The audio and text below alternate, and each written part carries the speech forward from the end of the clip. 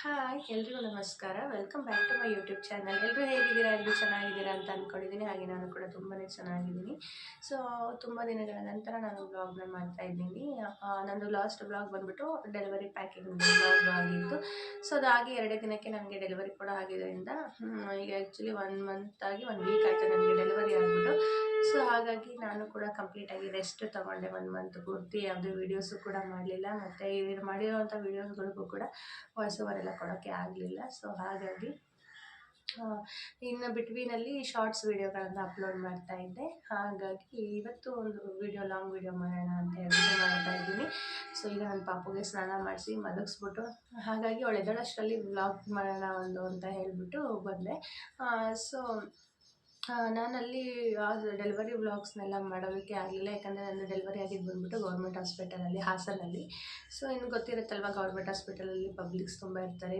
ಯಾವುದೇ ರೀತಿಯ ವೀಡಿಯೋಸ್ ಮಾಡೋದಕ್ಕೆ ಆಗಲ್ಲ ಅಂತ ಹೇಳ್ಬಿಟ್ಟು. ಪ್ರೈವೇಟ್ ಹಾಸ್ಪಿಟಲಲ್ಲಾದರೆ ಮಾಡ್ಕೋಬೋದು, ಅವರಿಗೆ ಪರ್ಮಿಷನ್ ತೊಗೊಬಿಟ್ಟು. ಬಟ್ ಗೌರ್ಮೆಂಟ್ ಹಾಸ್ಪಿಟ್ಲಲ್ಲಿ ಆಗಲ್ವಲ್ಲ. ಸೊ ಹಾಗಾಗಿ ನಾನು ಡೆಲಿವರಿದು ವ್ಲಾಗ್ ಏನೂ ಮಾಡ್ಕೊಳ್ಳೋದಕ್ಕೆ ಹೋಗಿಲ್ಲ. ಹಾಗೆ ಇನ್ಸ್ಟಾಗ್ರಾಮಲ್ಲಿ ತುಂಬ ಜನನೂ ಕೂಡ ಮೆಸೇಜ್ ಮಾಡಿದರು, ವ್ಲಾಗ್ಸ್ ಯಾಕೆ ಸ್ಟಾಪ್ ಮಾಡಿದ್ದೀರಾ ಮೇಡಮ್, ಕಂಟಿನ್ಯೂ ಮಾಡಿ, ಮಗು ಆಯಿತಾ, ಡೆಲಿವರಿ ಆಯಿತಾ, ನಿಮಗೆ ಯಾವ ಪಾಪು ಆಯಿತು ಏನು ಅಂತೆಲ್ಲ ಮೆಸೇಜ್ ಮಾಡಿದ್ರು. ಸೊ ಹಾಗಾಗಿ ಈ ವಿಡಿಯೋದಲ್ಲಿ ಇದ್ರ ಬಗ್ಗೆ ಕ್ಲಾರಿಟಿ ಕೊಡೋಣ ಅಂತ ಹೇಳ್ಬಿಟ್ಟು ಬಂದೆ. ಸೊ ನಂದು ಡೆಲಿವರಿ ಆಗಿದ್ದು ಬಂದುಬಿಟ್ಟು February 16 D boss sir birthday ದಿನ. ಆ್ಯಕ್ಚುಲಿ ಅವತ್ತೇ ಆಗಬೇಕು ಅಂತ ನಾನು ನಮ್ಮ ಮನೆಯವರು ಅಂದ್ಕೊಂಡ್ವಿ. ಇನ್ನು 2 ದಿನದ ಹಿಂದೆ ನಮ್ಮ ಮನೆಯವ್ರು ಮಾತಾಡ್ತಾಯಿದ್ರು. ಹೇಗಿದ್ರು 24ಕ್ಕೆ ನನಗೆ ಇ ಡಿ ಡೇಟ್ ಇದ್ದಿದ್ದು. ಇನ್ನೇನು ಅದಕ್ಕಿಂತ ಮುಂಚೆನೇ ಆಗುತ್ತೆ ಅಂತ ಅಂದ್ಕೊಂಡಿದ್ವಿ. ನನ್ನ ಫಸ್ಟ್ ಬೇಬಿನೂ ಕೂಡ ಅಷ್ಟೇ 12 ಡೇಸ್ ಮುಂಚೆನೇ ಆಗಿದ್ದು. ಸೊ ಹಾಗಾಗಿ ಈ ಸರ್ತಿನೂ ಹಂಗೆ ಆಗುತ್ತೆ. ನನಗೆ 38 ವೀಕ್ಸ್ ರನ್ನಿಂಗ್ ನಡೀತಾ ಇತ್ತಲ್ಲ, 38 ವೀಕ್ಸ್ 3 ಡೇಸ್ ಆಗಿತ್ತು. ಸೊ ನನ್ನ ಮಗ 36 ವೀಕ್ಸಲ್ಲೇ ಹುಟ್ಟಿದ್ದ. ಸೊ ಹಾಗಾಗಿ ಇವತ್ತೋ ನಾಳೆನೋ ಅನ್ನೋ ಥರ ಇದ್ವಿ. ಹಾಗಾಗಿ ನಮ್ಮ ಮನೆಯವರು ಏನಂದರು, ಹೆಂಗಿದ್ರು ನಾಡಿದ್ದು ಭಾನುವಾರ ಡಿ ಬಾಸ್ ಬರ್ಡೇ, ಅವತ್ತೇ ಅದು ಚೆನ್ನಾಗಿರುತ್ತಲ್ವ ಅಂತ ಹೇಳ್ಬಿಟ್ಟು. ಸೊ ನಾನು ನಾವು ಅಂದ್ಕೊಂಡಂಗೆ ಆಗಲ್ಲ, ಯಾವಾಗ ಆಗುತ್ತೆ, ಇವತ್ತೇ ಆಗ್ಬೋದಿಲ್ಲ, ನಾಳೆನೇ ಆಗ್ಬೋದು ಅಂತ. ಬಟ್ ಫೈನಲಿ ಅವತ್ತಿನ ದಿವಸನೇ ಆಯಿತು. ಒಂಥರ ಖುಷಿ ಆಯಿತು ನಮಗೆ. ಯಾಕಂದರೆ ನಮ್ಮ ಫ್ಯಾಮಿಲಿ ಫುಲ್ ಎಲ್ಲ ನಾವು ಡಿ ಬಾಸ್ ಫ್ಯಾನ್ಸ್ ಇರೋದು, ನಾನು, ನಮ್ಮ ಮನೆಯವರು, ನನ್ನ ಮಗ, ನನ್ನ ತಮ್ಮಂದರು ಎಲ್ಲ. ಸೊ ಹಾಗಾಗಿ ಅವತ್ತಾಗಿದ್ದು ಒಂಥರ ಖುಷಿ ಆಯಿತು. ಸೊ ನನಗೆ ಡೆಲಿವರಿ ಆಗಿದ್ದು ಬಂದುಬಿಟ್ಟು ಸೆಕ್ಷನ್ ಆಯಿತು, ನಾರ್ಮಲ್ ಆಗಲಿಲ್ಲ. ಆ್ಯಕ್ಚುಲಿ ಲೇಬರ್ ಪೇಯ್ನ್ ಬಂದ್ರೂ ಕೂಡ ನನಗೆ ಸೆಕ್ಷನ್ ಡೆಲಿವರಿನೇ ಆಯಿತು. ಯಾಕೆ ಸೆಕ್ಷನ್ ಮಾಡಿದ್ರು ಲೇಬರ್ ಪೇಯ್ನ್ ಬಂದ್ರು ಅಂತ ನೆಕ್ಸ್ಟ್ ಹೇಳ್ತೀನಿ ನಾನು. ಸೊ ನನಗೆ ಆಗಿದ್ದು ಬಂದುಬಿಟ್ಟು ಗರ್ಲ್ ಬೇಬಿ. ತುಂಬಾ ಖುಷಿ ಆಯಿತು. ಆ್ಯಕ್ಚುಲಿ ನಾನು ಆಪ್ರೇಷನ್ ಮಾಡುವಾಗ ಇನ್ನು ಎಚ್ಚರ ಇರುತ್ತಲ್ಲ ನಮಗೆ. ಸೊ ಪಾಪು ತೋರಿಸಿದ ತಕ್ಷಣ ಯಾವ ಪಾಪು ಬೇಕಿತ್ತಮ್ಮ, ನೀನು ಫಸ್ಟ್ ಬೇಬಿ ಯಾವುದು, ಇವಾಗ ಯಾವ್ದು ಬೇಕಿತ್ತು ಅಂತಂದು, ಹೆಣ್ಮಗು ಬೇಕಿತ್ತು ಅಂದರೆ ಹೆಣ್ಮಗುನೇ ಆಗಿದೆ ಅಂತ ಹೇಳಿದ್ರು. ಅವಾಗ ತುಂಬಾ ಖುಷಿ ಆಯಿತು ನನಗೆ, ಹೆಣ್ಮಗು ಆಗಿದ್ದು. ಯಾಕಂದರೆ ನಮ್ಮ ಫ್ಯಾಮಿಲಿಯಲ್ಲಿ ಹೆಣ್ಮಗು ಯಾರು ಇರಲಿಲ್ಲ. ನಮ್ಮ ಮನೆಯವ್ರ ಅಣ್ಣಂಗೂ ಕೂಡ ಇಬ್ಬರು ಗಂಡು ಮಕ್ಕಳೇ ಇದ್ದಿದ್ದು. ನಮಗೂ ಮೊದಲನೇ ಹುಡುಗನೇ ಅಲ್ವಾ, ಈ ಸರ್ತಿನೂ ಅದು ಹುಡುಗಿ ಆಗಲಿ ಅಂತ ತುಂಬ ಆಸೆ ಇತ್ತು. ಹೆಣ್ಮಗು ಆಗಿದ್ದು ತುಂಬಾ ಖುಷಿನೂ ಕೂಡ ಆಯಿತು. ಸೊ ನನ್ನ ಮಗಳು ಬಂದ್ಬಿಟ್ಟು 3.4 kg ಇದ್ಲು. ಸೊ ಇದಿಷ್ಟು ನನ್ನ ಮಗಳ ಬಗ್ಗೆ. ಸೊ ಇನ್ನು ನಾರ್ಮಲ್ ಡೆಲಿವರಿ ಆದ್ರೂ ಕೂಡ ಯಾಕೆ ಸೆಕ್ಷನ್ ಮಾಡಿದ್ರು, ನನ್ನ ಡೆಲಿವರಿ ಸ್ಟೋರಿನೂ ಕೂಡ ನಾನು ಇದೇ ವ್ಲಾಗಲ್ಲಿ ಕಂಟಿನ್ಯೂಷನ್ ಮಾಡ್ತೀನಿ. ತಿರ್ಗಾ ಮತ್ತು ಅದಕ್ಕೊಂದು ಸಪ್ರೇಟಾಗಿ ಏನು ವ್ಲಾಗ್ ಮಾಡೋದು ಅಂತ ಹೇಳ್ಬಿಟ್ಟು. ಸೊ ನನಗೆ ಭಾನುವಾರ ಅರ್ಲಿ ಮಾರ್ನಿಂಗ್ಗೆ ಬಂದುಬಿಟ್ಟು ಪೇಯ್ನ್ ಸ್ಟಾರ್ಟ್ ಆಯಿತು, ಲೇಬರ್ ಪೇಯ್ನು. ಆ್ಯಕ್ಚುಲಿ ಮಿಡ್ನೈಟಿಂದನೇ ಸ್ಟಾರ್ಟ್ ಆಗಿತ್ತು. ಬಟ್ ನನಗೆ ಅದನ್ನು ಅಷ್ಟು ಕನ್ಫರ್ಮ್ ಇರಲಿಲ್ಲ ಲೇಬರ್ ಪೇಯ್ನ್ ಅಂದರೆ. ಯಾಕಂದರೆ ಗ್ಯಾಸ್ಟ್ರಿಕ್ಕಿಗೂ ಕೂಡ ಪೇಯ್ನ್ ಬರ್ತಾ ಇರುತ್ತಲ್ವ, ಆ ರೀತಿ ಹೊಟ್ಟೆ ನೋವು ಬಂತು. ಸೊ ಅವ್ರಿಗೊಂದ್ಸರಿ ಲೈಟಾಗಿ ಪೇಯ್ನ್ ಬರೋದು, ಸ್ಟಾಪ್ ಆಗೋದು, ಈ ಥರ ಆಗ್ತಾಯಿತ್ತು. ಆಮೇಲೆ 5 o'clock ಆಗ್ತಾ ಇದ್ದಂಗೆ ಅವ್ರಿಗೆ 2 times ಪೇಯ್ನ್ ಬರೋಕ್ಕೆ ಸ್ಟಾರ್ಟ್ ಆಯಿತು, ಬಿಟ್ಟು ಬರೋದು. ಒಂದು 5 ನಿಮಿಷ ಪೇಯ್ನ್ ಇರೋದು, ಮತ್ತೆ ಕಡಿಮೆ ಆಗೋದು, ಆ ಥರ ಆಯಿತು. ಸೊ ನಾನು ಮಗು ತಿರ್ಗೋಕೆ ಏನಾದ್ರು ಪೇಯ್ನ್ ಆಗಿರ್ಬೋದು, ನೋಡೋಣ ಇಲ್ಲ ಅಂತಂದು ಹೇಳ್ಬಿಟ್ಟು ಸೊ ಸುಮ್ಮನೆ ಅದೇ. ಯಾಕಂದರೆ ನನಗೆ ಫಸ್ಟು ಡೆಲಿವರಿ ನಾರ್ಮಲ್ ಆದ್ರೂ ಕೂಡ ವಾಟರ್ ಬ್ರೇಕ್ ಆಗಿತ್ತಲ್ವ, ಇಂಜೆಕ್ಷನ್ ಕೊಟ್ಬಿಟ್ಟು ನನಗೆ ಪೇಯ್ನ್ ಬರ್ಸಿದ್ದು. ಹಾಗಾಗಿ ನನಗೆ ನ್ಯಾಚುರಲ್ಲಾಗಿ ಲೇಬರ್ ಪೇಯ್ನ್ ಯಾವ ರೀತಿ ಇರುತ್ತೆ ಅನ್ನೋದು ಗೊತ್ತಿರಲಿಲ್ಲ. ಬಟ್ ನನಗೆ ಒಂದು ಫಸ್ಟ್ ಬೇಬಿಲಿ ಒಂದು 7 o'clock ಇಂಜೆಕ್ಷನ್ ಸ್ಟಾರ್ಟ್ ಮಾಡಿದ್ದು. 12ಗೆಲ್ಲ ಡೆಲಿವರಿ ಆಗಿತ್ತು. 5 hours ಪೇಯ್ನ್ ತಿಂದಿದ್ದಷ್ಟೇ ನಾನು. ಬಟ್ ಇದು ನ್ಯಾಚುರಲ್ ಲೇಬರ್ ಪೇಯ್ನ್ ಬಂದರೆ ಸುದೀರ್ಘ ಒಂದು 12 ಗಂಟೆಗಳ ಕಾಲ ಬೇಕು. ಪೇಯ್ನ್ ಅರ್ಲಿ ಪೇಯ್ನ್ ಸ್ಟಾರ್ಟ್ ಆಗಿ ಡೆಲಿವರಿ ಆಗೋಷ್ಟೊತ್ತಿಗೆ ಒಂದು 12 hours ಅಂತೂ ಬೇಕಾಗತ್ತೆ. ಸೊ ಹಾಗಾಗಿ ನಾನು ಅವಾಗ ನಮ್ಮ ಮನೆಯವ್ರಿಗೆ ಅಷ್ಟು ಬೇಗನೆ ಏನೂ ಹೇಳಿಲ್ಲ. ಇನ್ನು ಅವಾಗೇ ಹೇಳ್ಬಿಟ್ರೆ ಅವಾಗೇ ಕರ್ಕೊಂಡು ಹೋಗ್ಬಿಡ್ತಾರೆ ಹಾಸ್ಪಿಟಲ್ಗೆ. ನೋಡೋಣ ಒಂದು ಸ್ವಲ್ಪ ಹೊತ್ತು ಅಂತ ಹೇಳಿಬಿಟ್ಟು ಸೊ ಆಮೇಲೆ ನಾನು ಜೀರಿಗೆ ಕಷಾಯನ ಮಾಡಿಕೊಂಡು ಕುಡಿದೆ. ಇದೊಂದು ಹೇಳ್ತೀನಿ ನೋಡಿ, ಏನೇ ನಿಮಗೆ ಈಗ 9 ಮಂತ್ಸಲ್ಲಿ ಈಗ ಡೆಲಿವರಿ ಹತ್ತತ್ರ ಇದ್ದವ್ರಿಗೆ ಏನಾದ್ರು ಪೇಯ್ನ್ ಸ್ಟಾರ್ಟ್ ಆದಾಗ ಒಂದು ಅದು ಲೇಬರ್ ಪೇಯ್ನೇ ಅಲ್ವಾ ಅಂತ ಕನ್ಫರ್ಮ್ ಮಾಡ್ಕೊಳ್ಳೋದಕ್ಕೆ ಜೀರಿಗೆ ಕಷಾಯನ ಕುಡೀರಿ. ಜೀರಿಗೆ ಕಷಾಯ ಅದಕ್ಕೆ ಒಂದು 2 ಸ್ಪೂನ್ ತುಪ್ಪ ಹಾಕ್ಕೊಂಡು ಕುಡೀರಿ. ಜೀರಿಗೆ ಅದೇನಾದ್ರು ಲೇಬರ್ ಪೇಯ್ನೇ ಆಗಿದ್ದರೆ ಆ ಜೀರಿಗೆ ಕಷಾಯ ಕುಡಿದ್ಮೇಲೂ ಕೂಡ ಪೇಯ್ನ್ ಬರುತ್ತೆ, ಪೇಯ್ನ್ ಇನ್ಕ್ರೀಸ್ ಆಗುತ್ತೆ. ಅಥವಾ ಫೇಕ್ ಪೇಯ್ನ್ ಅಂದರೆ ಈಗ ಗ್ಯಾಸ್ಟ್ರಿಕ್ಕಿಗೂ ಪೇಯ್ನ್ ಆಗೋವಂಥದ್ದು ಅಥವಾ ಮಗು ತಿರುಗೋದಕ್ಕೆ ಪೇಯ್ನ್ ಆಗೋವಂಥದ್ದು ಈ ರೀತಿ ಏನಾದ್ರು ಇತ್ತು ಅಂದರೆ ಸ್ಟಾಪ್ ಆಗುತ್ತೆ ಜೀರಿಗೆ ಕಷಾಯ ಕುಡಿದ್ಮೇಲೆ. ಸೊ ಇದೊಂದು ಟಿಪ್ನ ಫಾಲೋ ಮಾಡಿ. ನಾನು ಕೂಡ ಜೀರಿಗೆ ಕಷಾಯ ಕುಡಿದೆ. ಅದಾದಮೇಲೂ ಕೂಡ ನನಗೆ ಪೇಯ್ನ್ ಏನೂ ಕಮ್ಮಿ ಆಗಲಿಲ್ಲ. ಸೊ ನನಗೆ ಕನ್ಫರ್ಮ್ ಆಯಿತು ಇದು ಲೇಬರ್ ಪೇಯ್ನ್ ಅಂತ ಹೇಳ್ಬಿಟ್ಟು. ಸೊ ಸರಿ ಅಂತ ನಮ್ಮ ಮನೆಯವ್ರಿಗೆ ಹೇಳಿದೆ. ಅವರು ಕೂಡ ಸರಿ ಆಯ್ತು ಇನ್ನೇನು ಹಾಸ್ಪಿಟ್ಲಿಗೆ ಹೊರಡೋಣ ಅಂತ ಹೇಳ್ಬಿಟ್ಟು ಹೊರಡೋಕ್ಕೆ ಇದು ಮಾಡಿದ್ವಿ. ಆಮೇಲೆ ನಮ್ಮ ಮನೆಯವ್ರು ಹೋಗಿ ನನ್ನ ತಂಗಿನ ಕರ್ಕೊಂಡ್ಬಂದರು, ನನ್ನ ಹೆಂಡ್ತಿನ. ನನಗೆ ಅವಳನ್ನ ಕರ್ಕೊಂಡು ಹೋಗೋದು ಬೇಡ ಅಂತ ಹೇಳಬೇಡ್ರಿ ಅಂತ ಹೇಳಿದೆ. ಯಾಕಂದರೆ ಅವಳಿಗೂ 2 ಪುಟ್ಟ ಮಕ್ಕಳು, ಒಂದಿನ 3 ವರ್ಷದ್ದು, ಇನ್ನೊಂದಿನ 10 ತಿಂಗಳು ಪಾಪು ಅಷ್ಟೇ. ಆ ಮಗು ಕರ್ಕೊಂಡು ಹಾಸ್ಪಿಟಲೆಲ್ಲ ಬೇಡ, ಸುಮ್ಮನೆ ಇನ್ಫೆಕ್ಷನ್ ಆಗುತ್ತೆ, ಮಗು ಕರ್ಕೊಂಡು ಅವಳೇ ಓಡಾಡ್ತಾಳೆ ಅಂತ ಹೇಳ್ಬಿಟ್ಟು. ಸೊ ನಮ್ಮ ಅತ್ತೆಗೆ ಫೋನ್ ಮಾಡಿದ್ವಿ. ನಮ್ಮ ಅತ್ತೆಗೆ ಫೋನ್ ಮಾಡಿದ್ರೆ ಅಲ್ಲಿಂದ ಅವ್ರು ಹಾಸನ್ಗೆ ಬರ್ತಾರೆ ಬೆಂಗಳೂರಿಂದ ಅಂತ ಹೇಳ್ಬಿಟ್ಟು. ಸೊ ಡೆಲಿವರಿ ಅಷ್ಟರಲ್ಲಿ ಬರ್ತಾರೆ ಅವರು ಅಂತ ಹೇಳ್ಬಿಟ್ಟು ಸೊ ಅಂತಂದರೆ ಅಂದರು. ನನ್ನ ತಂಗಿ ಪಾಪ ಕೇಳಲೇ ಇಲ್ಲ, ಬಂದಳು ಅವಳ ಜೊತೆಗೆ. ಸೊ ನಾವೆಲ್ಲ ಹೊರಟ್ವಿ. ಫಸ್ಟ್ ನಮ್ಮೂರಲ್ಲಿ ಹಾಸ್ಪಿಟಲ್ಗೆ ಹೋದ್ವಿ. ಇಲ್ಲೊಂದು ರೈಟಿಂಗಲ್ಲಿ ಬರ್ಸ್ಕೊಳ್ಳೋಣ ಅಂತ ಹೇಳ್ಬಿಟ್ಟು. ಯಾಕೆ ಅಂತಂದರೆ ಡೈರೆಕ್ಟಾಗಿ ಹೋಗೋಕ್ಕಾಗಲ್ಲ, ಅಲ್ಲೇ ರೆಗ್ಯುಲರಾಗಿ ನಾವು ತೋರಿಸ್ತಾ ಇದ್ವಿ ಅಂತಂದರೆ ಡೈರೆಕ್ಟಾಗಿ ಹೋಗ್ಬೋದು. ಅದಕ್ಕೆ ಇಲ್ಲೊಂದು ರೈಟಿಂಗಲ್ಲಿ ಬರ್ಸ್ಕೊಂಡು ಹೋಗೋಣ ಅಂತ ಹೋದರೆ ಅವತ್ತು ಸಂಡೇ ಆಗಿದ್ದರಿಂದ ಯಾವುದೋ ಡಾಕ್ಟರ್ಸು ಕೂಡ ಇರಲಿಲ್ಲ, ಸಿಸ್ಟರ್ ಇರಲಿಲ್ಲ, ಬರೀ ಕಾಂಪೌಂಡ್ರ್ ಮಾತ್ರ ಇದ್ದರು ಅವರು. ಸೊ ಸರಿ ಇನ್ನೇನು ಮಾಡೋದು ಅಂತ ಹೇಳ್ಬಿಟ್ಟು ಅರಸೀಕೆರೆಯಲ್ಲಿ ಹೋಗೋಣ ಅಂದ್ಕೊಂಡ್ವಿ. ಮತ್ತು ಅಲ್ಲಿ ಇಲ್ಲಿ ಅಂದ್ಕೊಂಡಿದ್ವಿ. ಇವತ್ತು ಸಂಡೇ ಅಲ್ವಾ, ಅದೊಂದು ಪ್ಲಸ್ ಪಾಯಿಂಟ್ ಆಗುತ್ತೆ. ಸೊ ಡೈರೆಕ್ಟಾಗಿ ಹಾಸನ್ಗೆ ಹೋಗೋಣ ಅಂತ ಹೇಳ್ಬಿಟ್ಟು ನಾನು ತೋರಿಸ್ತಾ ಇದ್ದಿದ್ದು Arsikere Jenukal hospital ಪ್ರೈವೇಟಲ್ಲಿ. But delivery ಯಾಕೆ ಹಾಸನ್ ಗೌರ್ಮೆಂಟ್ ಹಾಸ್ಪಿಟಲ್ ಅಂದರೆ ನನಗೆ ಫಸ್ಟ್ ಬೇಬಿನೂ ಕೂಡ ಹಾಸನಲ್ಲೇ ಡೆಲಿವರಿ ಆಗಿದ್ದು. ಯಾಕೆ ತುಂಬ ಚೆನ್ನಾಗಿ ಟ್ರೀಟ್ಮೆಂಟ್ ಕೊಡ್ತಾರೆ. ಹಾಗೆ ಡಾಕ್ಟರ್ಸು ಕೂಡ ತುಂಬ ಸರ್ಜನ್ಸೇ ಇರೋದು, ಒಳ್ಳೆ ಡಾಕ್ಟರ್ಸ್ಗಳಿದ್ದಾರೆ. ಮತ್ತು ಎಂಥ ಕ್ರಿಟಿಕಲ್ ಕಂಡೀಷನ್ ಆದರೂ ನಾರ್ಮಲ್ ಮಾತ್ರ ಮಾಡೇ ಮಾಡ್ತಾರೆ ಅನ್ನೋದೊಂದು ಹೋಪ್ ಇತ್ತು. ಯಾಕಂದರೆ ನನಗೂ ಫಸ್ಟ್ ಬೇಬಿಲಿ ಆಗಲ್ಲ ಅಂತೇಳಿ ಸಿಸೇರಿಯನ್ನೇ ಮಾಡೋದು, ನಾವು ನಾರ್ಮಲ್ ಮಾಡಲ್ಲ ಅಂತಲೇ ಹೇಳಿದರು. ಸೊ ನಮಗೆ ಒಬ್ಬರು ಹೇಳಿದ್ವು, ಹಾಸನ್ಗೆ ಹೋಗ್ರಿ ಅಮ್ಮ, ಅಲ್ಲಾದರೆ ನಾರ್ಮಲ್ ಮಾಡ್ತಾರೆ. ನನಗೆ ಸೆಕ್ಷನ್ ಅಂದಿದ ತಕ್ಷಣ ಬಿ ಪಿ ಜಾಸ್ತಿ ಆಗಿಬಿಡ್ತು. ನನಗೆ ಆಪ್ರೇಷನ್ ಮಾಡಿದೆ ತಕ್ಷಣವೇ ಭಯ ಸ್ಟಾರ್ಟ್ ಆಯಿತು. ಬಿ ಪಿ ಜಾಸ್ತಿ ಆದರೆ ಆಪ್ರೇಷನ್ ಮಾಡಲ್ಲ, ನಾರ್ಮಲ್ ಮಾಡೋಕ್ಕೂ ಇಲ್ಲಿನ ಇವ್ರಿಗೆ ಪೇಯ್ನ್ ಸ್ಟಾರ್ಟ್ ಆಗಿಲ್ಲ, ಹಾಸನ್ಗೆ ಹೋಗ್ಬಿಡಿ, ನೀರೆಲ್ಲ ಹೋಗಿದೆಯಲ್ಲ ಲೇಟ್ ಆಗಿಬಿಡುತ್ತೆ ಅಂತ ಹೇಳಿದ್ರು. ಸೊ ಹಾಗಾಗಿ ನಾವು ಹಾಸನ್ಗೆ ಹೋದ್ವಿ. ಅಲ್ಲಿ ಹೋಗ್ತಿದ್ದಂಗೆ ಇನ್ನು ಬ್ಲಡ್ ಟೆಸ್ಟ್ ಎಲ್ಲ ಮಾಡಿ ಒಂದು ಪೇಯ್ನ್ ಬರೋವಂಥ ಇಂಜೆಕ್ಷನ್ ಕೊಟ್ಟರು. ಅದಾಗಿ ಒಂದು 5 ಅವರ್ಸ್ಗೆ ನನಗೆ ಡೆಲಿವರಿ ಆಯಿತು. ಸೊ ಹಾಗೆ ಒಳ್ಳೊಳ್ಳೆ ಸರ್ಜನ್ಸ್ ಇದ್ದಾರೆ ಅಂತ ಹೇಳ್ಬಿಟ್ಟು ನಾನು ಆಮೇಲೆ ನನ್ನ ತಂಗಿಗೂ ಕೂಡ ಹಾಗೆ ಆಯಿತು. ನಮ್ಮ ಹೆಂಡತಿಗೆ ಅವಳಿಗೂ ಕೂಡ ಏನೋ ಅಮ್ನಿಯಾಟಿಕ್ ಫ್ಲೂಯಿಡ್ ಅಂದರೆ ಮಗುವಿನ ಸುತ್ತ ಇರೋವಂಥ ನೀರು ಕಡಿಮೆ ಇದೆ, ನಾರ್ಮಲ್ ಮಾಡೋಕ್ಕಾಗಲ್ಲ, ಸಿಸೇರಿಯನ್ನೇ ಮಾಡೋದು ಅಂತ ಹೇಳಿದರು. ಸೊ ಬೇಡ ಅಂತ ಹೇಳ್ಬಿಟ್ಟು ಅವ್ಳನ್ನೂ ಕೂಡ ನಾನು ಹಾಸನ್ಗೆ ಕರ್ಕೊಂಡೋಗಿದ್ದೆ. ಅವಳಿಗೂ ಕೂಡ ಅಲ್ಲಿ ನಾರ್ಮಲ್ ಡೆಲಿವರಿನೇ, ಪೇಯ್ನ್ ಬರೋವಂಥ ಮೆಡಿಸನ್ ಕೊಟ್ಬಿಟ್ಟು ನಾರ್ಮಲ್ ಡೆಲಿವರಿನೇ ಮಾಡಿಸಿದ್ದು. ಹಾಗೆ ನಾನು ಕೂಡ ಒಂದು 2-3 ಜನಕ್ಕೆ ನನಗೆ ಪಾರ್ಲರಿಗೆ ಬರೋಂಥ ಕಸ್ಟಮರ್ಗಳಿಗೂ ಕೂಡ ನಾನು ಅಲ್ಲೇ ಸಜೆಸ್ಟ್ ಮಾಡಿದ್ದೆ. ಅವ್ರಿಗೂ ಕೂಡ ಎಲ್ಲ ನಾರ್ಮಲ್ ಡೆಲಿವರಿನೇ ಮಾಡಿಸಿದ್ರು, ಅವ್ರು ಪೇಯ್ನ್ ಬರೋವಂಥ ಮೆಡಿಸನ್ ಕೊಟ್ಬಿಟ್ಟು. ಸೊ ಹೀಗಿರುವಾಗ ನಾನು ಅಲ್ಲೇ ಮಾಡಿಸ್ಕೊಳ್ಳೋಣ, ಚೆನ್ನಾಗಿ ಇದ್ದಾರೆ ಡಾಕ್ಟರ್ಸ್ ಎಲ್ಲ ಅಂತ ಹೇಳ್ಬಿಟ್ಟು ನನಗೆ ಫಸ್ಟಿಂದನೂ ನಾವು ಫಿಕ್ಸ್ ಆಗಿದ್ವಿ ಹಾಸನಲ್ಲೇ ಡೆಲಿವರಿ ಮಾಡಿಸ್ಕೋಬೇಕು ಅಂತ ಹೇಳ್ಬಿಟ್ಟು. ಅಂದರೆ ಚೆಕಪ್ಗೆಲ್ಲ ಮಂತ್ಲಿ ಹೋಗೋಕ್ಕಾಗಲ್ಲ ಅಷ್ಟು ದೂರ, ತೋರಿಸೋದೆಲ್ಲ ಇಲ್ಲೇ ಅರಸೀಕೆರೆಯಲ್ಲೇ ಚೆಕಪ್ ಎಲ್ಲ ಮಾಡಿಸ್ಕೊಂಡು ಡೆಲಿವರಿಗೆ ಮಾತ್ರ ಅಲ್ಲಿ ಹೋಗೋಣ ಅಂತ ಫಿಕ್ಸ್ ಆಗಿದ್ವಿ. ಸೊ ಅದೇ ರೀತಿ ನಾವು ಹಾಸನ್ಗೆ ಹೋದ್ವಿ. ಅಲ್ಲಿ ಹೋದ್ವಿ ಡೈರೆಕ್ಟಾಗಿ ಹಾಸನ್ಗೆ ಹೋದ್ವಿ. ಇನ್ನು ಪೇಯ್ನ್ ನನಗೆ ತುಂಬ ಜಾಸ್ತಿ ಇನ್ನಷ್ಟು ಬಂದಿರಲಿಲ್ಲ. ನಾವು ಹಾಸ್ಪಿಟಲ್ಗೆ ಹೋದಾಗಲೇ ಅಲ್ಲೇ 10:30 ಆಗಿತ್ತು ಅಷ್ಟೇ.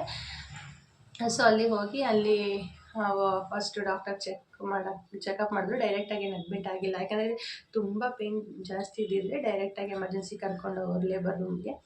ಸೊ ಇಲ್ಲೊಂದು ಸರ್ತಿ ಕೆಳಗಡೆ ಕರ್ಕೊಂಡೋಗಿ ಚೆಕ್ ಮಾಡಿ ಪೇಯ್ನ್ ಬಂದಿದೆ ಮೇಡಮ್ ನನಗೆ ಅಂತ ಹೇಳಿದ್ಮೇಲೆ ಎಷ್ಟು ದಿನ ಇದೆ ಈ ಡೇಟಿಗೆಲ್ಲ ಚೆಕಪ್ ಮಾಡಿ, ಹಾಗೆ ಸರ್ವಿಕಲ್ ಚೆಕಪ್ ಮಾಡಿ, ಇಲ್ಲ ಇದು ಹೆರಿಗೆ ನೋವೇ, ನಿಮಗೆ ಜಾಗ ಸ್ಟಾರ್ಟ್ ಆಗ್ತಿದೆ ಅಡ್ಮಿಟ್ ಆಗಿ ಅಂತ ಹೇಳಿದ್ರು. ಸೊ ನಾವು ಕೂಡ ಅಡ್ಮಿಟ್ ಆಗೋಕ್ಕೆ ಇನ್ನು ಅಡ್ಮಿಷನ್ ಕಾರ್ಡ್ ಎಲ್ಲ ತೊಗೊಬರೋಕ್ಕೆ ಹೋದರು ನಮ್ಮನೆಯವರು. ಸೊ ಅಲ್ಲಿ ಹೋದ್ಮೇಲೆ ಹೋದ್ವಿ, ಅಡ್ಮಿಟ್ ಲೆಟರ್ ಎಲ್ಲ ತೊಗೊಂಡು ಹೋದೆ. ಅಲ್ಲಿ NSD ಎಲ್ಲ ಮಾಡಿದರು. ಇನ್ನು ಬ್ಲಡ್ ಚೆಕಪ್ ಒಂದು ಮಾಡಬೇಕಾಗಿತ್ತು. ಸೊ ಆ ಟೈಮಲ್ಲಿ ಇನ್ನೇನು ಟಿಫನ್ ಟೈಮ್ ಆಯಿತು ಅಂತ ಹೇಳ್ಬಿಟ್ಟು 11 o'clockಗೆಲ್ಲ ಹೋದ್ರು ಸಿಸ್ಟರ್ಸು ಡಾಕ್ಟರ್ಸ್ ಎಲ್ಲ. ಅಂದರೆ ಬ್ಲಡ್ ಟೆಸ್ಟಿಗೆ ನಂಗೆ ಗೊತ್ತಿರುತ್ತಲ್ವ, ಗೌರ್ಮೆಂಟ್ ಹಾಸ್ಪಿಟ್ಲಲ್ಲಿ ನಾವು ಬಿಲ್ ಹಾಕ್ಸ್ಬಿಟ್ಟು ನಾವೇ ಬಾಟಲ್ಸ್ ಎಲ್ಲ ತೊಗೊಂಬಂದು ಕೊಡಬೇಕು ಬ್ಲಡ್ ಟೆಸ್ಟಿಗೆ, ಮತ್ತು ನಾವೇ ತಿರ್ಗಾ ಅದನ್ನೆಲ್ಲ ಹೋಗಿ ಲ್ಯಾಬಿಗೆ ಕೊಡಬೇಕು. ಹಾಸನಲ್ಲಿ ಹಂಗೆ ಇರೋದು, ಬೇರೆ ಕಡೆ ಹೇಗೋ ಗೊತ್ತಿಲ್ಲ ನನಗೆ. ನಾವೇ ಬಾಟಲ್ಸ್ ಬ್ಲಡ್ ಟೆಸ್ಟಿನ ಬಾಟಲ್ಸ್ ತಂದ್ಬಿಟ್ಟು ಬ್ಲಡ್ ಅವ್ರು ಕಲೆಕ್ಟ್ ಮಾಡಿಕೊಟ್ರೆ ತಿರ್ಗಾ ನಾವೇ ತೊಗೊಂಡೋಗಿ ಅದ್ರ ಮೇಲೆ ಒಂದು ಬಾರ್ಕೋಡ್ ಸ್ಟಿಕ್ ಮಾಡಿರ್ತಾರೆ, ಅದನ್ನು ತಗೊಂಡೋಗಿ ಕೊಡಬೇಕು ನಾವೇ ಅಲ್ಲಿ ಲ್ಯಾಬ್ಗೆ. ತಿರ್ಗಿ ರಿಪೋರ್ಟು ಕೂಡ ನಾವೇ ಕಲೆಕ್ಟ್ ಮಾಡ್ಕೊಬರ್ಬೇಕು. ಸೊ ಹಾಗಾಗಿ ಅದನ್ನು ಇಸ್ಕೊಬರೋಕ್ಕೆ ಹೇಳಿದರು. ಟಿಫನ್ಗೆ ಹೋಗಿದ್ರಲ್ವ, ಸೊ ನಾನು ಹೋಗಿ ಇಸ್ಕೊಬರೋಣ ಅಂತೇಳಿ ಹೋದೆ. ಸೊ ಇನ್ನು ನಾವು ಮಂತ್ಲಿ ಪೀರಿಯಡ್ಸ್ ಆದಾಗ ಯಾವ ರೀತಿ ಪೇಯ್ನ್ ಅಂದರೆ ಸೊಂಟ ನೋವು ಆಗಿರ್ಬೋದು, ಕೈ ಕಾಲು ಸೆಳ್ತಾ ಇರುತ್ತಲ್ಲ, ಅದು ಹಿಂದಿನ ದಿನವೇ ನನಗೆ ಆ ರೀತಿ ಆಗ್ತಾಯಿತ್ತು. ಸೊ ಹಾಗಾಗಿ ನಂಗೆ ಸರಿಯಾಗಿ ನೈಟು ಕೂಡ ಊಟ ಏನೂ ಮಾಡಿರಲಿಲ್ಲ. ಇನ್ನು ಮಾರ್ನಿಂಗು ಕೂಡ ಡೈರೆಕ್ಟಾಗಿ ಒಂದು ಲೋಟ ಕಾಫಿನೂ ಕುಡಿಲಿಲ್ಲ. ಏನು ಜೀರಿಗೆ ಕಷಾಯ ಕುಡ್ದಿದ್ನೋ ಅದನ್ನೇ ಕುಡಿದ್ಬಿಟ್ಟು ಸೀದಾ ಡೈರೆಕ್ಟಾಗಿ ಹಾಸ್ಪಿಟಲಿಗೆ ಬಂದ್ವಿ. ಸೊ ಇನ್ನು ಅವರು ಬ್ಲಡ್ ಟೆಸ್ಟಿಗೆ ಕೊಡೋಕ್ಕೆ ಇನ್ನು ಡಾಕ್ಟರ್ಸ್ ಅವರು ಸಿಸ್ಟರ್ಸ್ ಎಲ್ಲ ಟಿಫನ್ಗೆ ಹೋಗಿದ್ರಲ್ವ. ಈ ಗ್ಯಾಪಲ್ಲಿ ಏನು ಮಾಡಿದೆ, ನಾನು ಒಂದು ಇಡ್ಲಿನ ತಿಂದೆ. ನನ್ನ ತಂಗಿ ಇದ್ದಳು, ಇಲ್ಲಕ್ಕ ಮತ್ತು ನೆನ್ನೆನೂ ಊಟ ಮಾಡಿಲ್ಲ ಅಂತಾರಲ್ಲ, ತುಂಬ ಸುಸ್ತಾಗ್ಬಿಡುತ್ತೆ ಇನ್ನು, ಯಾಕಂದರೆ ಅವರು ನಾರ್ಮಲ್ ಡೆಲಿವರಿ ಆಗುತ್ತೆ, ಪೇಯ್ನ್ ಆಲ್ರೆಡಿ ಸ್ಟಾರ್ಟ್ ಆಗಿದೆ, ಡೆಲಿವರಿ ಆಗುತ್ತೆ, ನಾರ್ಮಲ್ಲೇ ಆಗುತ್ತೆ ಅಂತ ಹೇಳಿದ್ರಲ್ವ. ಅದೊಂದು ಕಾನ್ಫಿಡೆನ್ಸಲ್ಲಿ ಏನು ಮಾಡಿದೆ, ನಾನು ಕೂಡ ಟಿಫನ್ ಮಾಡಿದೆ. ಅದು ತಿಂದಿದ್ದು 1.5 ಇಡ್ಲಿ ಅಷ್ಟೇ, ರವೆ ಇಡ್ಲಿ 1.5 ಇಡ್ಲಿ ತಿಂದೆ. ಅದು ತಿನ್ನೋಕ್ಕಾಗ್ತಿರ್ಲಿಲ್ಲ. ನನ್ನ ತಂಗಿ ಒತ್ತಾಯದ ಮೇಲೆ ತಿನ್ನಿಸಿದ್ಲು, ಅಕ್ಕ ತುಂಬ ಸುಸ್ತಾಗ್ಬಿಡ್ತೀನಿ, ಡೆಲಿವರಿ ಆಗೋ ಸಂಜೆ ಆಗುತ್ತೆ, ಮತ್ತು ಅದಾದಮೇಲೆ ಒಂದು 2 ಅವರ್ಸು ಆಗುತ್ತೆ ವಾರ್ಡಿಗೆ ಶಿಫ್ಟ್ ಮಾಡೋದಕ್ಕೆ, ಆಗ ತಿನ್ನಕ್ಕ, ಮತ್ತು ತುಂಬ ಸುಸ್ತಾಗ್ಬಿಡ್ತೀಯ ಆಮೇಲೆ ಅಂತ ಹೇಳಿದ್ಲು. ಸೊ ಇನ್ನು ಪೇಯ್ನು ಜಾಸ್ತಿ ಆಗ್ತಾ ಹೋದು. ಒಂದು ಸರಿ ಇನ್ನು ಲೇಬರ್ ರೂಮಿಗೆ ಕರ್ಕೊಂಡು ಹೋಗೋದ್ರೆ ಮತ್ತು ಇನ್ನು ಆಚೆ ಕಳಿಸಲ್ವಲ್ಲ. ಸೊ ಹಾಗಾಗಿ ಏನು ಮಾಡಿದ್ಲು, ತಿನ್ನು ಅಂತಲ್ಲ, ನಾನು ಕೂಡ ತಿಂದಿದ್ದು 1.5 ಇಡ್ಲಿ ಅಷ್ಟೇ. ಸೊ ತಿಂದ್ಬಿಟ್ಟು ಹೋದೆ. ಅಲ್ಲೇ ಹೋಗಿ ರೆಸ್ಟ್ ಮಾಡಿದೆ ಒಂದು 10 ನಿಮಿಷ, ಒಂದು 1/4 ಗಂಟೆ. ಆಮೇಲೆ ಬಂದರು. ಬರ್ತಿದ್ದಂಗೆ ಬ್ಲಡ್ ಕಲೆಕ್ಟ್ ಮಾಡ್ಕೊಳ್ಳೋದಕ್ಕೆ ಬಾಟಲ್ಸ್ ಕೊಡೋಕೆ ಹೋದೆ. ಅಷ್ಟೊತ್ತಲ್ಲಿ ನಾನು, ನನ್ನ ಜೊತೆ ಇನ್ನೊಬ್ಬರು, ಅವರು ಕೂಡ ಲೇಬರ್ ಪೇಯ್ನ್ ಇತ್ತು ಅಂತ ಹೇಳಿ ಬಂದಿದ್ದರು. ಇಬ್ಬರೂ ಸಹ ಲೇಬರ್ ರೂಮಿಗೆ ಕರ್ಕೊಂಡು ಹೋದ್ರು ಡೈರೆಕ್ಟಾಗಿ. ಅಲ್ಲಿ ಕರ್ಕೊಂಡು ಹೋದ್ಮೇಲೆ ಅಲ್ಲಿ ಒನ್ಸ್ ಚೆಕ್ ಮಾಡ್ತಾರಲ್ವ, ಸರ್ವಿಕಲ್ ಚೆಕಪ್ ಮಾಡ್ತಾರೆ. ಅಲ್ಲೂ ಕೂಡ ಇಲ್ಲೇ ನನ್ನ ಡೆಲಿವರಿ ಕೇಸ ಟೆಸ್ಟ್ ಆಗಿದೆ ಇಲ್ಲಿ. ಅಲ್ಲಿ ಏನು ಮಾಡಿದ್ರು, ಫಸ್ಟ್ ನನಗೆ ಚೆಕಪ್ ಮಾಡಿದ್ದು ಲೇಡಿ ಡಾಕ್ಟರು, ಕೆಳಗಡೆ ಅವರು ಚೆಕ್ ಮಾಡಿ ಕಳಿಸಿದ್ರು. ಮೇಲ್ಗಡೆ ಇನ್ನು ಲೇಬರ್ ರೂಮಲ್ಲಿ ಜೆಂಟ್ಸ್ ಡಾಕ್ಟರ್ ಇದ್ದರು, ಅವ್ರು ಚೆಕ್ ಮಾಡಿದ್ರು. ಅವ್ರು ಚೆಕ್ ಮಾಡಿದಾಗ ಹೇಳಿದರು, ಅವ್ರು ಚೆಕ್ ಮಾಡಿದಾಗ ಕೈಯಲ್ಲಿ ಫುಲ್ಲು ಗಲೀಜೆಲ್ಲ ಬಂದುಬಿಡ್ತು ಅವ್ರ ಕೈಯಲ್ಲಿ. ಸೊ ಇಲ್ಲ ಫುಲ್ಲು ಪಾಪುಗ ಒಳಗಡೆ ಇದು ಮೋಷನ್ ಮಾಡ್ಕೊಂಡ್ಬಿಟ್ಟಿದೆ, ಸಿ ಸೆಕ್ಷನ್ ಮಾಡಬೇಕು ಅಂತ ಹೇಳಿ ಇದು ಮಾಡಿದ್ರು. ನನಗೆ ಸಡನ್ನಾಗಿ ಶಾಕು. ಏನಪ್ಪ ಅಂದರೆ, ಈಗಿನ್ನ ಒಂದು 1 ಅವರ್ ಕೂಡ ಆಗಿಲ್ಲ, ಚೆಕಪ್ ಮಾಡಿ ಮೇಡಮ್ ನಾರ್ಮಲ್ ಆಗುತ್ತೆ ಅಂತ ಹೇಳಿ ಕಳಿಸಿದ್ದಾರೆ. ಈಗಿನ್ನ ಒಂದು 3 ಸೆಂಟಿಮೀಟರ್ ಅಷ್ಟು ಜಾಗ ಆಗಿದೆ, ಆಗುತ್ತೆ, ಇವತ್ತು ಸಂಜೆ ಒಳಗೆ ಡೆಲಿವರಿ ಆಗುತ್ತೆ ಅಂತ ಹೇಳಿ ಕಳಿಸಿದ್ದಾರೆ. ಇವ್ರು ನೋಡ್ರೆ ಸಿ ಸೆಕ್ಷನ್ ಅಂತಿದ್ದಾರಲ್ಲ ಅಂತೇಳಿ ಸಡನ್ ಶಾಕು. ನನಗೆ ಮೊದಲೇ ಆಪ್ರೇಷನ್ ಅಂದರೆ ಭಯ ಇತ್ತಲ್ಲ, ಇನ್ನು ಬಿ ಪಿ ಮೊದಲೇ ನನಗೆ 8 ಮಂತ್ಸಲ್ಲೆಲ್ಲ ಬಿ ಪಿ ಇದ್ದಿದ್ದರಿಂದ ಸಡನ್ನಾಗಿ ಬಿ ಪಿ ಜಾಸ್ತಿ ಆಗಿಬಿಡ್ತು. ನನಗೆ ಟೆನ್ಷನ್ ಆಗಿಬಿಡ್ತು. ಇನ್ನು ಆ ಟೈಮಲ್ಲಿ ಅಂದರೆ ಪಾಪು ಬೇರೆ ಉಳಿಯಲ್ಲ, ನಾರ್ಮಲ್ದೇ ಮಾಡೋಕ್ಕೆ ಕೂತ್ಕೊಂಡ್ರೆ ಅಂತ ಅಂದ್ಬಿಟ್ಟಲ್ಲ.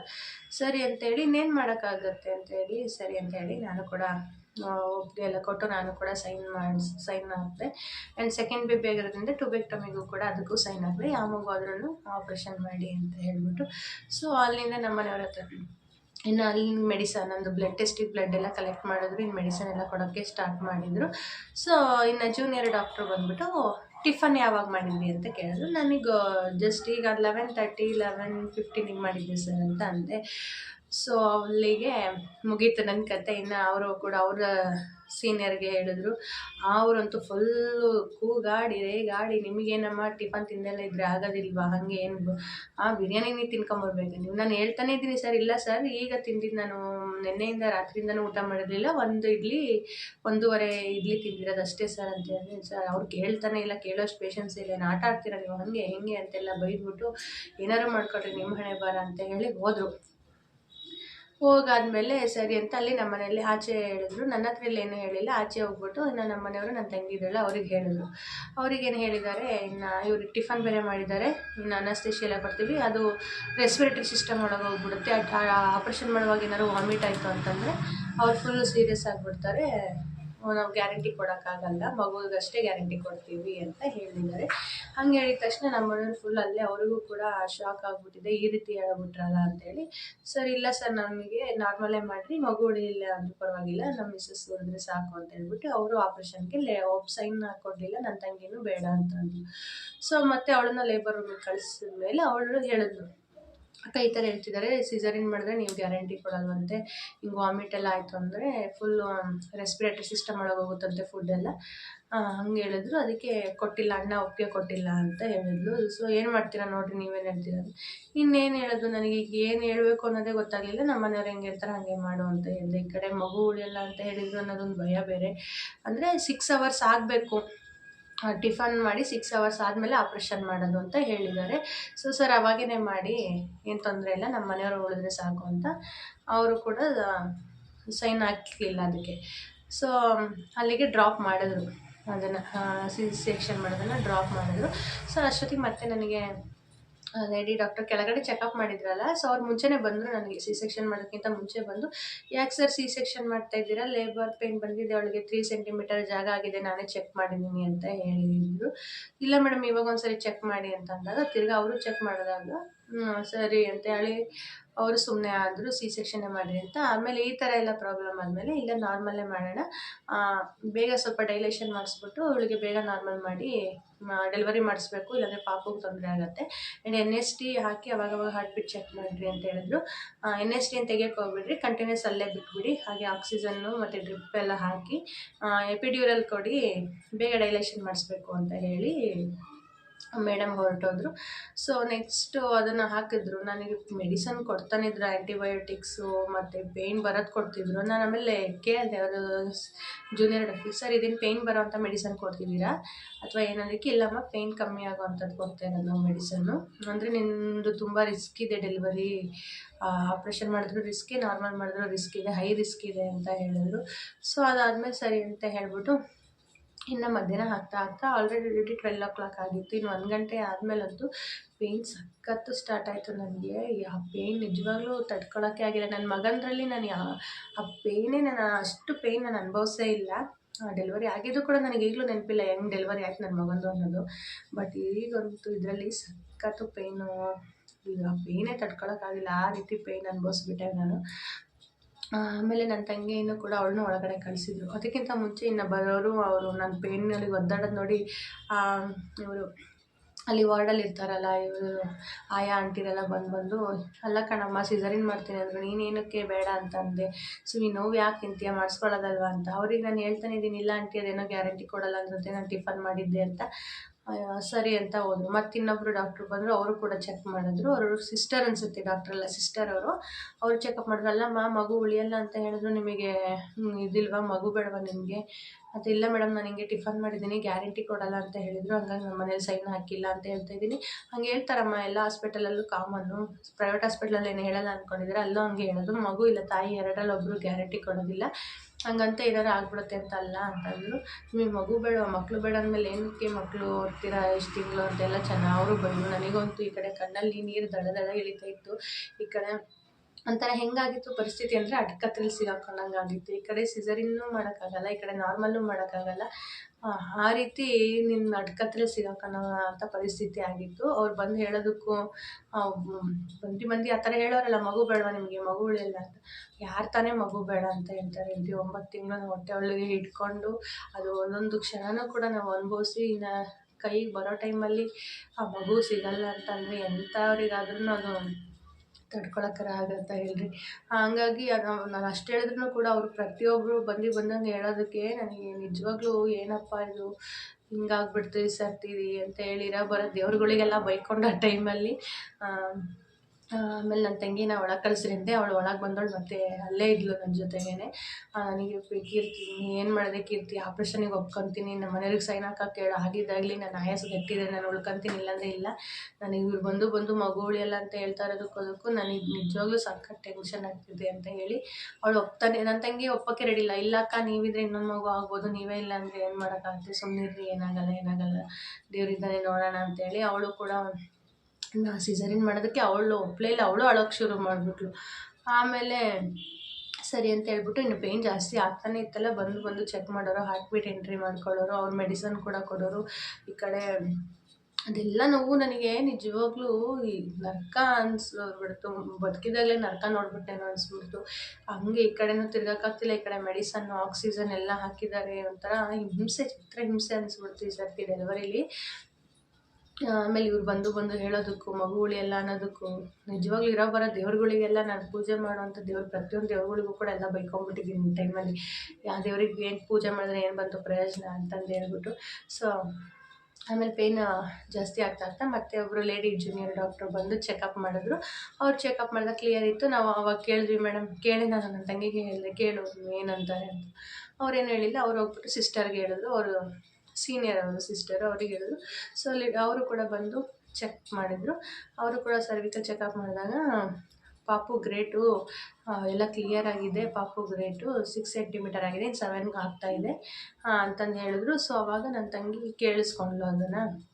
ಅವಾಗ ಹಂಗಲ್ಲ ಅಕ್ಕ, ಏನೂ ತೊಂದರೆ ಇಲ್ವಂತೆ, 6 ಸೆಂಟಿಮೀಟರ್ ಆಗಿದೆ ಅಂತೆ, ಈಗ 7 ಸ್ಟಾರ್ಟ್ ಆಗ್ತಿದೆ, ಪಾಪುಗೇನು ತೊಂದರೆ ಇಲ್ಲ, ಎಲ್ಲ ಕ್ಲಿಯರ್ ಆಗಿದೆ ಅಂತ ಅಂದರು ಕಣಕ್ಕ. ಸದ್ಯ ಸಮಾಧಾನ ಆಯಿತು ಬಿಡು, ಪಾಪುಗೇನೂ ಆಗಿಲ್ಲ ಅಂತೆ ಅಂತ ಹೇಳಿದ್ಲು. ಅವಾಗ ಸ್ವಲ್ಪ ಸಮಾಧಾನ ಆಯಿತು. ಸರಿ ಅಂತಂದೇಳಿ ಇನ್ನು 5 ನಿಮಿಷಕ್ಕೆ ಮತ್ತೆ ಆ ಡಾಕ್ಟ್ರು ಬಂದರು, ಜೆಂಟ್ಸ್ ಡಾಕ್ಟ್ರು, ಫಸ್ಟ್ ಚೆಕಪ್ ಮಾಡಿದ್ರಲ್ಲ ಅವರು.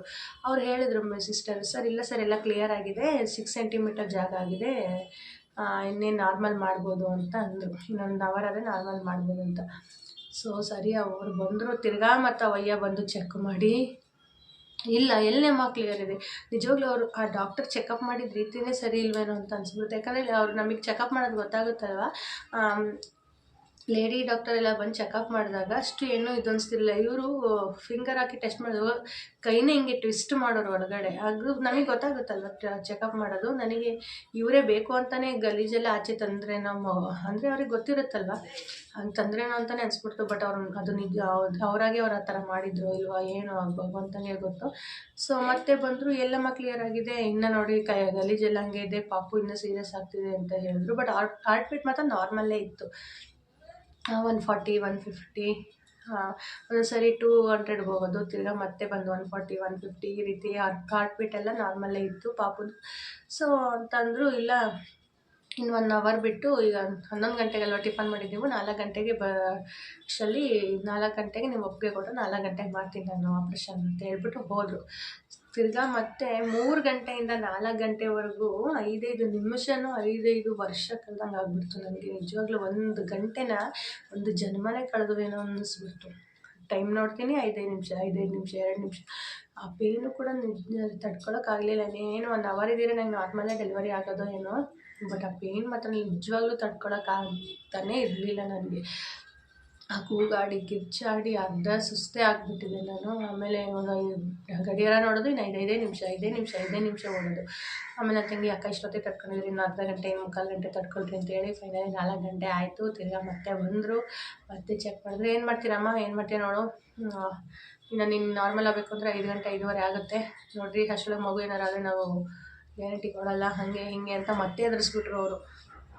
ಮೊದಲೇ ಹೆಂಗೋ ಪಾಪು ಚೆನ್ನಾಗಿದೆ, ಏನು ತೊಂದರೆ ಇಲ್ಲ ಅಂತ ಹೇಳಿದ್ದು ಅವ್ರಿಗೆ, ಈ ಸಡನ್ನಾಗಿ ಮತ್ತೆ ಬಂದು ಪಾಪು ಗ್ಯಾರಂಟಿ ಕೊಡೋಲ್ಲ, ಏನು ಮಾಡ್ತೀರಾ ಮಾಡ್ಕೊಳ್ಳಿ, ಹಾಗೆ ಹೀಗೆ ಅಂತ ಅಂತ ಹೇಳ್ಬಿಟ್ರಲ್ಲ. ಸೊ ನಾನು ಅದಕ್ಕೆ ನನ್ನ ತಂಗಿಗೆ ಕೀರ್ತಿ ಆದರೂ ಪರವಾಗಿಲ್ಲ, 1 ಗಂಟೆ ಮತ್ತೆ ನಾನು ಅದನ್ನು ಚಾನ್ಸ್ ಕೊಡೋಕ್ಕೆ ನಂಗೆ ಇಷ್ಟ ಇಲ್ಲ, ಬೇಡ ಆಪ್ರೇಷನ್ನೇ ಮಾಡಿಸ್ತೀನಿ, ನಮ್ಮ ಮನೇಲಿ ಸೈನ್ ಹಾಕಕ್ಕೆ ಹೇಳು ಅಂತ ಹೇಳಿದೆ. ಸೊ ಸರಿ ಅಂತೇಳಿ ಆಗಲೂ ಕೂಡ ನಾವು C-ಸೆಕ್ಷನ್ಗೆ ಹೋಗುವಾಗಲೂ ನನ್ನ ಮಗುದು ಬಗ್ಗೆ ಗ್ಯಾರಂಟಿ ಕೊಟ್ಟಿರಲಿಲ್ಲ ಅವರು. ಹಾಗಾಗಿ ನಮ್ಮ ಮನೆಯವರು ಟ್ಯೂಬೆಕ್ಟಮಿಗೆ ಒಪ್ಕೊಂಡಿಲ್ಲ ಮಗುದು, ಯಾಕಂದರೆ ಗ್ಯಾರಂಟಿ ಕೊಟ್ಟಿರಲಿಲ್ವಲ್ಲ, ಬೇಡ ಅಂತ ಹೇಳ್ಬಿಟ್ಟು ಬರೀ C-ಸೆಕ್ಷನಿಗೆ ಪರ್ಮಿಷನ್ ಕೊಟ್ಟರು. ಸೊ ಆವಾಗ 4 ಗಂಟೆ, ಇನ್ನು ನಾವು ನಿಜವಾಗ್ಲೂ ಇನ್ನು 1 ಅವರ್ ಇದ್ದಿದ್ರೆ ನನಗೆ ನಾರ್ಮಲ್ಲೇ ಆಗ್ತಾಯಿತ್ತು. ಬಟ್ ಆ ಡಾಕ್ಟರ್ ನನಗೆ ಹೆದರಿಸಿದ ರೀತಿಗೆ ನಿಜವಾಗ್ಲೂ ಲೈಫಲ್ಲಿ ಇನ್ನೊಂದ್ಸರಿ ಯಾರಿಗೂ ನಾನು ಸಜೆಸ್ಟೇ ಮಾಡಬಾರ್ದು ಹಾಸನ್ ಹಾಸ್ಪಿಟಲ್ನ ಅಂತ ಅಂದ್ಕೊಂಡೆ. ಸರಿ ಅಂತ ಹೇಳ್ಬಿಟ್ಟು ಕರ್ಕೊಂಡು ಹೋದರು C-ಸೆಕ್ಷನ್ಗೆ. ಅಲ್ಲಿ ಫೈನಲಿ 4:15ಗೆ ನನ್ನ ಮಗಳು ಹುಟ್ಟಿದ್ಲು, 4:25ಕ್ಕೆ. ಅಂದರೆ ಎಚ್ಚರ ಇರುತ್ತಲ್ವ ನಮಗೆ, ಆಪ್ರೇಷನ್ ಮಾಡಿ ಮಗು ತೆಗೆದೆಲ್ಲ. ಅವರು ಬೇಬಿ ಔಟ್ ಅಂದಿದ ತಕ್ಷಣ ನನಗೆ ಫಸ್ಟು ಮಗು ಅಳೋದೇ ಸೌಂಡ್ ಕೇಳಿಸ್ಕೋಬೇಕಾಗಿತ್ತು. ಆ್ಯಂಡ್ ನನ್ನ ಪಾಪು ಹತ್ಲು, ಆವಾಗ ಸ್ವಲ್ಪ ಜೀವಕ್ಕೆ ಸಮಾಧಾನ ಆಯಿತು. ಎಷ್ಟು ದೇವ್ರನ್ನ ನೆನೆಸ್ಕೊಂಡಿದ್ದೀನಿ ಅಂದರೆ, ನನ್ನ ಪಾಪುಗೆ ಏನಾರು ಆದರೆ ಇನ್ನು ಲೈಫಲ್ಲಿ ಯಾವ ದೇವರಿಗೂ ಕೂಡ ಅದು ಪೂಜೆ ಮಾಡಬಾರ್ದು ಅಂತ ಅಂದ್ಕೊಂಡಿದ್ದೆ. ನಿಜವಾಗ್ಲೂ ಹಾಗೆ ಅಂದ್ಕೊಂಡಿದ್ದೆ ನಾನು. ಮಗು ತೆಗ್ದಿದ ತಕ್ಷಣ ಪಾಪು ಹತ್ಲಲ್ವ, ಆವಾಗ ಸ್ವಲ್ಪ ಮನಸ್ಸಿಗೆ ಸಮಾಧಾನ ಆಯಿತು. ಅಲ್ಲಿಂದ ನನ್ನ ತಂಗಿ ಕೈಲಿ ಪಾಪು ಕೊಟ್ಟು ಅವಳನ್ನ ಜೊತೆಗೆ ಅಬ್ಸರ್ವೇಷನಿಗೆ ಕರ್ಕೊಂಡೋಗಿ ಅಲ್ಲಿ 1-2 ಅವರ್ಸ್ ಅಬ್ಸರ್ವೇಷನಲ್ಲಿ ಇಟ್ಟಿದ್ರು ಪಾಪುನ. ಸೊ ಸಮಸ್ಯೆ ಆ್ಯಂಡ್ ನನಗೆ ಆಪ್ರೇಷನ್ ಮಾಡುವಾಗ ಇದು ಬ್ಲಡ್ ಹಾಕಿರಲಿಲ್ಲ. ಬ್ಲಡ್ ಹಾಕಿ ನನಗೆ ಆಪ್ರೇಷನ್ ಮಾಡಿರಲಿಲ್ಲ. ಆ್ಯಂಡ್ ಇನ್ನೊಂದೇನೆಂದರೆ ಟಿಫನ್ ಮಾಡಿದ್ರಿಂದ ಅಬ್ಸರ್ವೇಷನಿಗೆ ಕರ್ಕೊಂಡೋದ್ರಲ್ಲ ನನಗೆ, ಅಲ್ಲಿ ಹೊಟ್ಟೆ ಉಬ್ಬರಿಸ್ಕೊಳ್ತಾ ಇತ್ತು. ಅವಾಗಂತೂ ಸಿಕ್ಕಾಪಟ್ಟೆ ಸ್ಟಮಕ್ ಪೇಯ್ನ್ ಇತ್ತು. ಆ ಡಾಕ್ಟ್ರು ಬಂದು ಆ ಹೊಟ್ಟೆನ ಫುಲ್ ಹಿಂಗೆ ಪ್ರೆಸ್ ಮಾಡಿ ಚೆಕಪ್ ಮಾಡೋದಕ್ಕೂ ನಿಜವಾಗ್ಲೂ ಜೀವನೇ ಹೋಗ್ತಾ ಇದೆಯೇನಪ್ಪ ಅಂತ ಅನಿಸ್ಬಿಡ್ತು. ಆ ಥರ ಆಗ್ತಾಯಿತ್ತು. ಆ ಸಿಸ್ಟರ್ಗಳು ಬಂದು ಚೆಕಪ್ ಮಾಡ್ತಾರೆ, ಹೊಟ್ಟೆನ ಹಿಂಗೆ ಪ್ರೆಸ್ ಮಾಡಿಬಿಟ್ಟು. ಆಮೇಲೆ ಡಾಕ್ಟರು ಬಂದು ಅದು ನೇಸಲಿಗೆ ಪೈಪ್ ಹಾಕ್ತೀನಿ ಅಂತ ಹೇಳಿದರು. ತಿರ್ಗಾ ಮತ್ತು ಅವರಾದ್ಮೇಲೆ ಸೀನಿಯರ್ ಡಾಕ್ಟ್ರು ಬಂದು ಚೆಕ್ ಮಾಡಿ, ಪೈಪೆಲ್ಲ ಏನು ಹಾಕೋದು ಬೇಡ, ಮೆಡಿಸನ್ ಕೊಡಿ, ಕರೆಕ್ಟ್ ಆಗುತ್ತೆ, ಆಮೇಲೆ ಒಂದ್ಸರಿ ಮಾನಿಟರ್ ಮಾಡಿ ಅಂತ ಹೇಳಿ ಅವರನ್ನು ವಾರ್ಡಿಗೆ ಶಿಫ್ಟ್ ಮಾಡಿದ್ರು.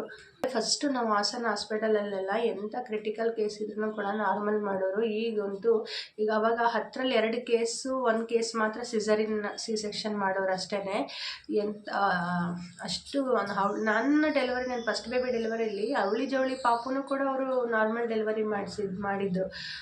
ನನ್ನ ಪಕ್ಕದ ಬೆಡ್ಡಲ್ಲೇ ಇದ್ದಿದ್ದವರು ಅವಳಿ ಜೋಡಿ ಮಗುನೂ ಕೂಡ ನಾರ್ಮಲ್ ಮಾಡಿದರು. ಎಂಥ ಕೇಸ್ ಆದ್ರೂ ಕೂಡ ಒಂದು 4 kg ಬೇಬೀಸ್ನೆಲ್ಲ ನಾರ್ಮಲ್ಲೇ ಡೆಲಿವರಿ ಮಾಡಿದರು 9 years ಬ್ಯಾಕ್. ಅಂದರೆ ಆ ಥರ ಇತ್ತು ಅವಾಗಿನ ಸ್ಟಾಫ್ಸು, ಡಾಕ್ಟರ್ಸ್ ಆಗಿರ್ಬೋದು. ಬಟ್ ಈಗ ಸರ್ತಿ ಅಂತೂ ಬಂದವರಿಗೆಲ್ಲ ಸುಮ್ಮನೆ ಆಪ್ರೇಷನ್ ಮಾಡಿದ್ದು. ಯಾಕಂದರೆ ಈಗ ಒಂದೇ ವಾರ್ಡಲ್ಲಿ ಆ ಕಡೆ ಈ ಕಡೆ ಬೆಡ್ಗಳಲ್ಲಿ ಇರ್ತಾರಲ್ಲ ಪೇಷಂಟ್ಸು, ಅವರೆಲ್ಲ ಹೇಳಿದ್ದೊಂದು, ಇಲ್ಲ ಅಕ್ಕ ನಾವು ಪೇಯ್ನ್ ಬಂತು ಅಂತ ಬಂದ್ವಿ, ಮಗು ಕಸ ನುಂಗಿದೆ, ಮಗು ಗಲೀಜು ಕುಡಿದಿದೆ ಇಲ್ಲ ಅಂತ ಹೇಳ್ಬಿಟ್ಟು ಎಲ್ಲ ಬರೀ ಆಪ್ರೇಷನ್ ಮಾಡಿದ್ರು ಅಂತ ಹೇಳ್ಬಿಟ್ಟು. ನಿಜವಾಗ್ಲೂ ನನಗೆ ಈ ಸರ್ತಿ ತುಂಬ ವರ್ಸ್ಟ್ ಎಕ್ಸ್ಪೀರಿಯೆನ್ಸ್ ಆಯಿತು ಅಂತಲೇ ಹೇಳ್ಬೋದು. ಸೊ ಫೈನಲಿ ನನ್ನ ಮಗಳು ಹುಷಾರಾಗಿ ಬಂದಾಗ ನನಗೆ ಅದೇ ಖುಷಿ. ನನ್ನ ಮಗಳು ಉಳಿಯೋದೇ ಇಲ್ಲ ಅಂತ ಹೇಳಿದ್ರು. ಅವಳು ಚೆನ್ನಾಗಿ ಆರೋಗ್ಯವಾಗಿ ನನ್ನ ಮಗಳು ಸೇರಿದ್ಲಲ್ಲ, ಅದೊಂದು ತುಂಬ ಖುಷಿ ಆಯಿತು. ಸೊ ಫೈನಲಿ ಇವತ್ತಿನ ವ್ಲಾಗ್ ಇಷ್ಟೇ. ಈ ವ್ಲಾಗಿಂದ ನಿಮ್ಗೆ ಏನಾದ್ರು ಬೇಜಾರಾಗಿತ್ತು ಅಂದರೆ ದಯವಿಟ್ಟು ಕ್ಷಮಿಸಬೇಡಿ. ನನ್ನ ಎಕ್ಸ್ಪೀರಿಯೆನ್ಸ್ನ ನಾನು ನಿಮ್ಮ ಜೊತೆ ಶೇರ್ ಮಾಡಿದೆ ಅಷ್ಟೇ.